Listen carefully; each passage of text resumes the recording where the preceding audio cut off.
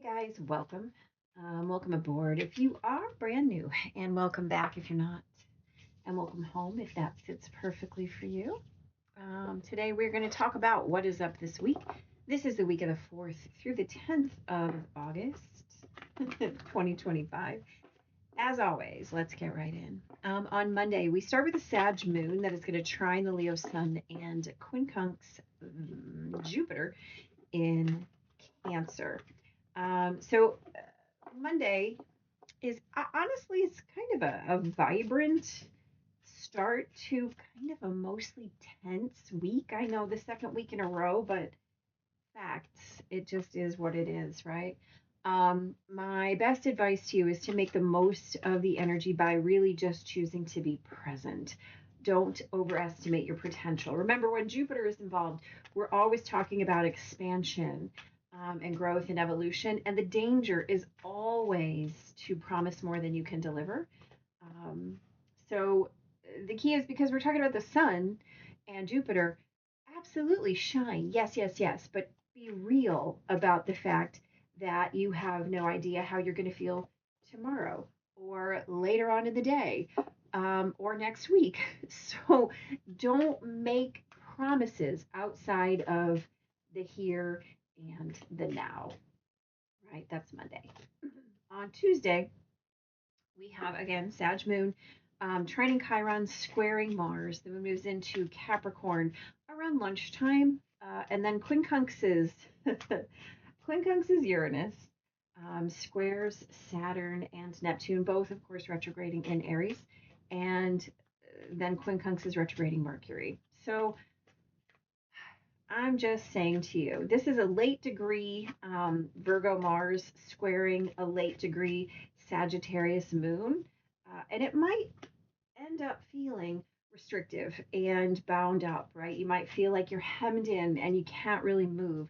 So if you're kind of struggleish when it comes to getting stuff done, be patient, right? Focus, and ratchet yourself down a few notches. You will absolutely have better luck getting things completed with the least amount of drama. Again, if you are still in mind of choosing presence over your impatience, right?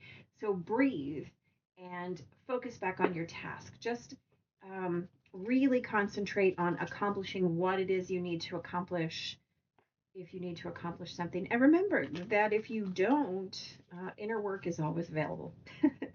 On Wednesday, the Capricorn moon opposes Venus and Jupiter, both in Cancer. And quincunx is that Mercury sun. And then around dinner time, Mars moves into Libra, right? So we want to pay attention to boundaries, and we also want to pay attention to balance, and we want to pay attention to boundaries and boundaries and boundaries, right? And balance. Um, so again, we are going to mind the urge to overshare, and also mind the urge to be a recluse.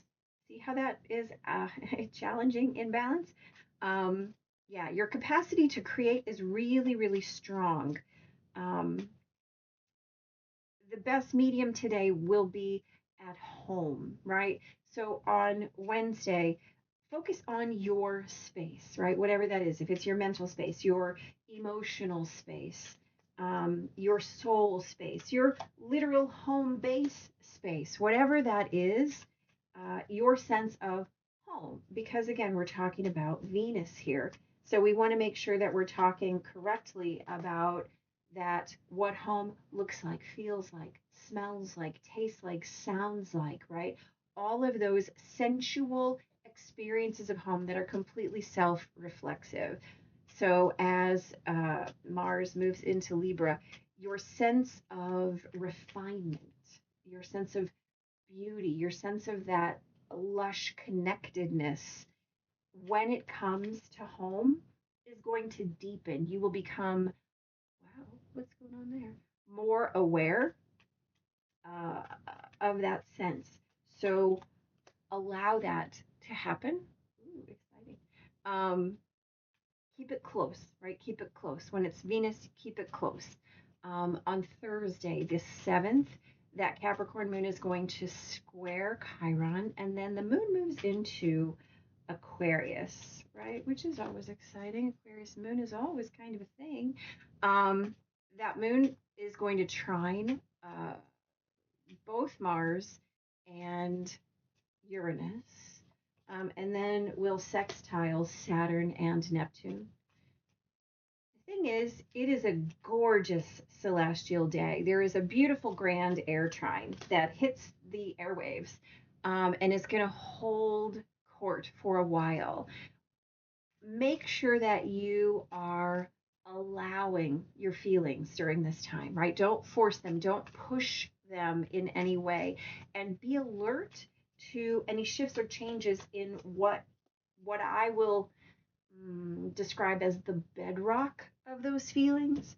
And what I mean by that is um, the deepest sense of those feelings, right?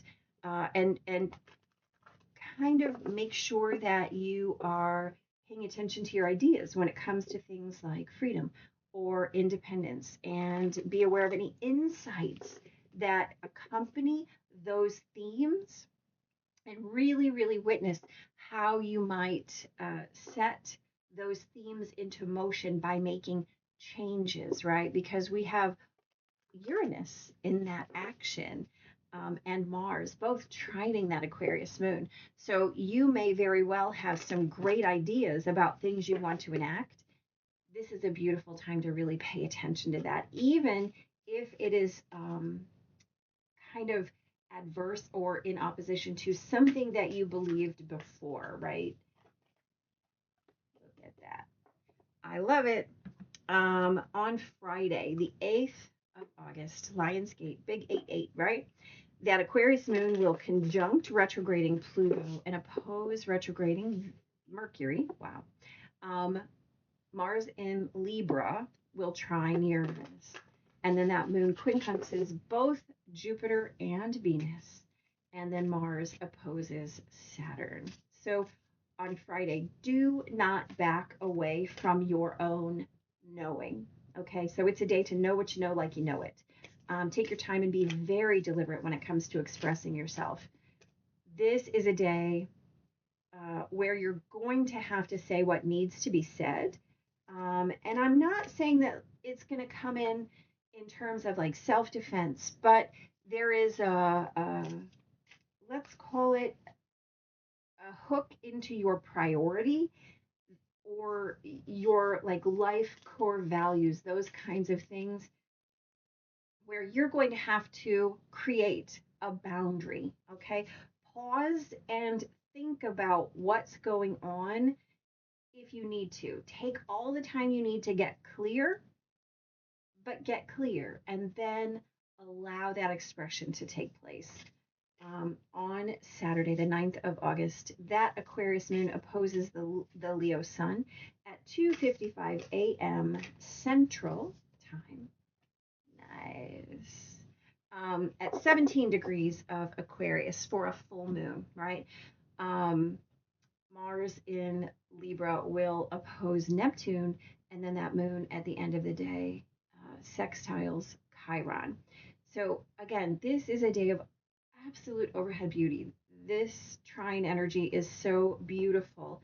And this trine is pierced by Saturn and Neptune, right? So this is the Sturgeon moon, collective energy, right? And how you matter is all up in this full moon's business. This is a moon where ideological openness is aware for you when it comes to kind of how you link into this epic shift that's going on. All of these energies are activated and ripe for the doing and personal action. As you ponder your own healing journey, be absolutely clear to intend all of the ways in which your highest and best is also in reflection of and in service to the collective highest and best.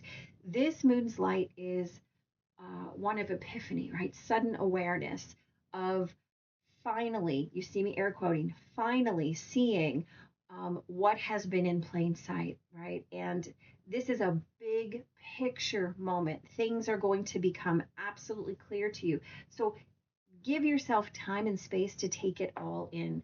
Remember, boundaries do not create discord, boundaries keep the peace. So speak deliberately and intentionally, but speak if it's required.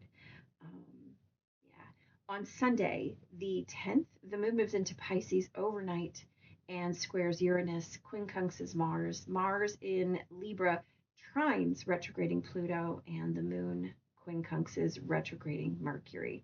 Um, that moon trining Pluto absolutely deepens resolve and your access and your reach, right? When it comes to your own power. Stay focused. That Pisces moon might create space where you want to distract or dissociate or look away.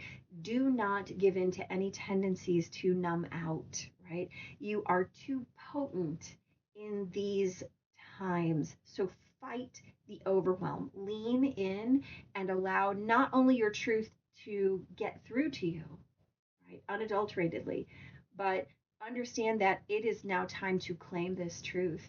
And we know that it is Mercury retrograde. However, we also know that during a Mercury retrograde, if action is required, just check, triple check yourself, right?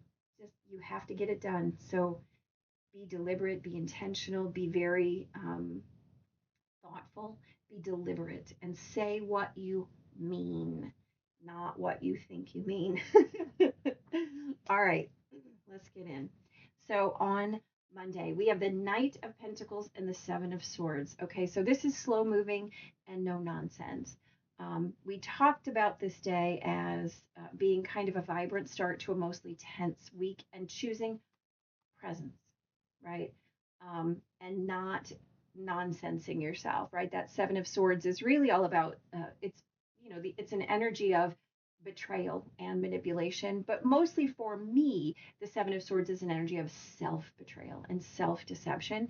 So moving slowly and being clear are the themes of the day. Do not overpromise.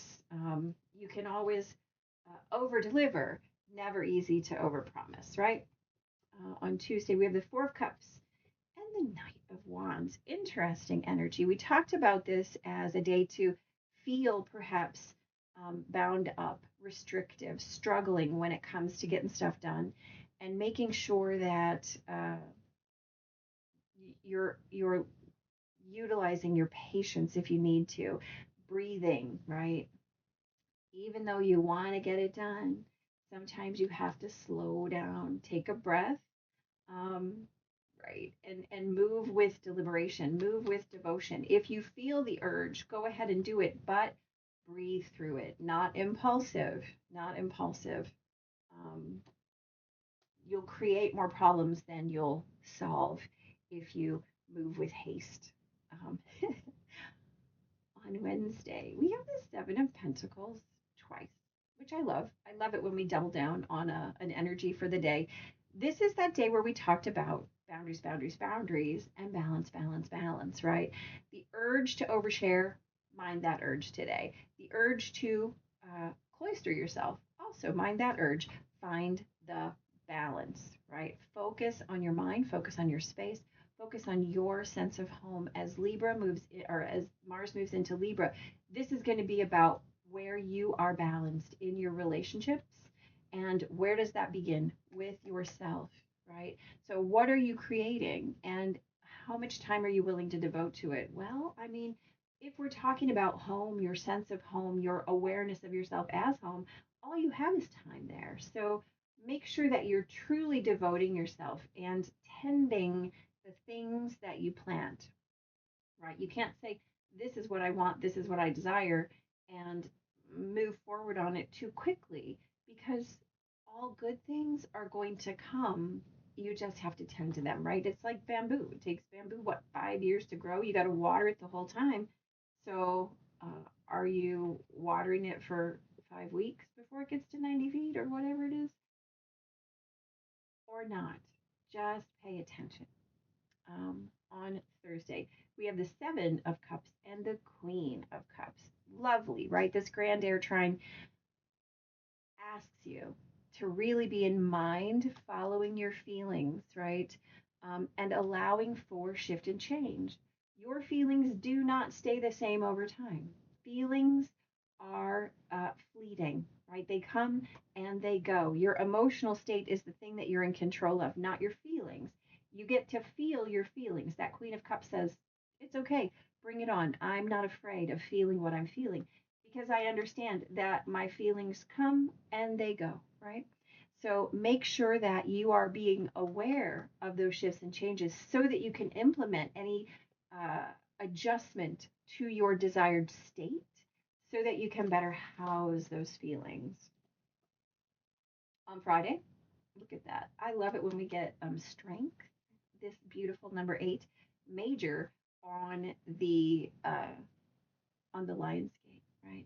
So we have strength, and again, do we have a 4? Yeah, we have 4 cups already. So we have a couple of doubles here. I like that.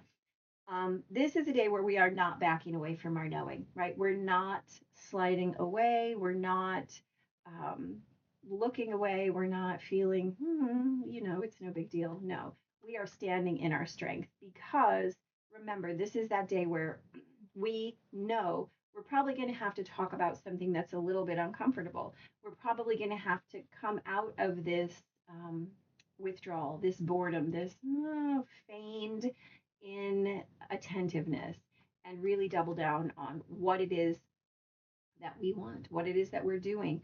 And so, again, pause if you need to pause. But when you know what it is that you have to say, you got to know it like you know it. You got to claim it like you claim it. Say it, right? Anything you lose from speaking the truth, you never had to begin with, Dorothy.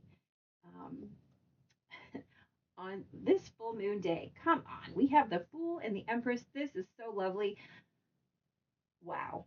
Um, Again, this is that day when all of that epic shift energy is deeply personalized. This is the beginning of anything you want, and what's it going to grow into? Exactly what you choose.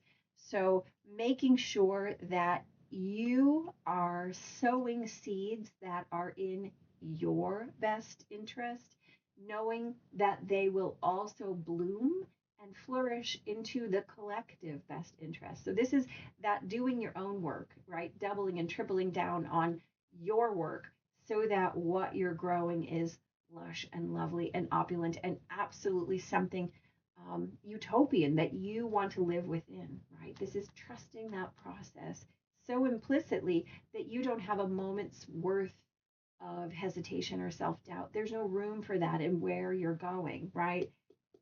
This is the time to speak it out loud. So understand the universe is all there for you. And again, look with the sevens and the knights this week. Yeah, absolutely. So we have a 7 of Swords again, okay, and the Knight of Swords. Um, right. Staying focused, not looking away, right? We're not betraying ourselves. We're not telling ourselves, oh, it'll be fine. We're not telling ourselves, that's all right. I can live with that if you can't, right? Because your motion, your trajectory, everything depends on the story that you're telling yourself. And if the story that you're telling yourself isn't that thing you want or isn't that part of your life that you want to move with, grow with, evolve with, then what are you doing? Guess what? If you plant uh, corrupted seeds, you can't access the bloom at the end of the growing season. And since your life is your growing season, um, don't look away. You are, like I said, this energy is super potent right now for what we plant is what is growing. So do not um, don't plant nonsense. Don't plant nonsense. Don't plant corruption in your own beautiful garden. Don't look away from what you know to be true because then you do have a corrupted trajectory, right? Remember, over time, you go from one place to another place. Well, if your trajectory is a little off, you end up missing your mark by a whole lot. Well, here's the thing. Show up.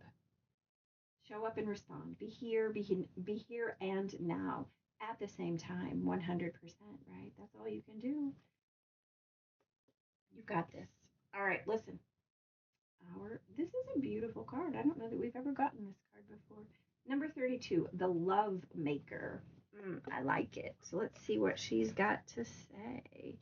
So she's a number 32. So 3 or 2 or 5, if they're important for you, consider that your message. This says love, give, receive, and be. A loving heart is the ultimate form of wisdom.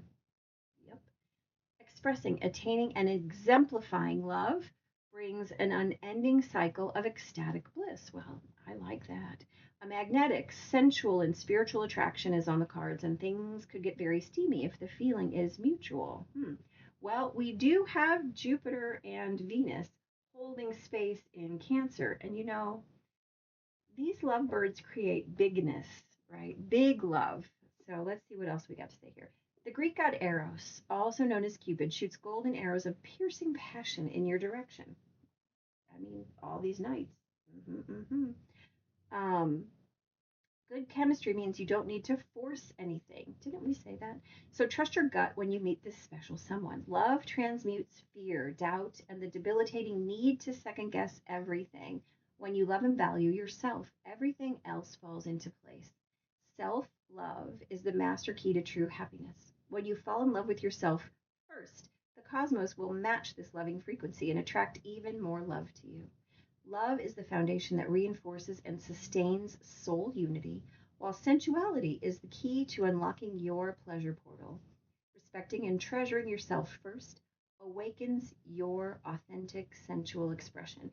Since we're talking about Venus in Cancer, really so close to Jupiter, again, this is about creating your version of home, whatever that means for you, and allowing it to grow, grow, grow, right? Uh, Primal, uninhibited lovemaking is spirit moving, vibrating, and dancing through bodily form, revitalizing your cells, sparking joy, delight, and creative expression. Surrendering utterly to the experience of sensual pleasure infuses your whole being with the pulse of life force synergy. Self pleasure brings ecstasy. You don't need a relationship to experience euphoria.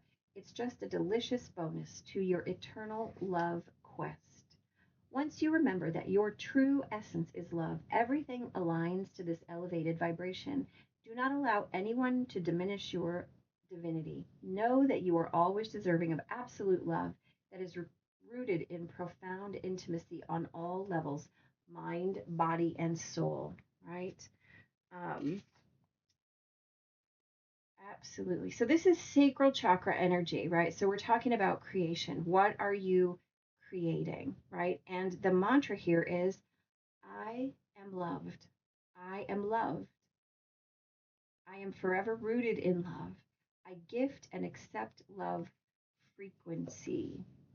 Okay, so what we're talking about is loving yourself enough to be true to your sense of home, that sensual experience of whatever love feels like to you, right? It doesn't have to be partnered love.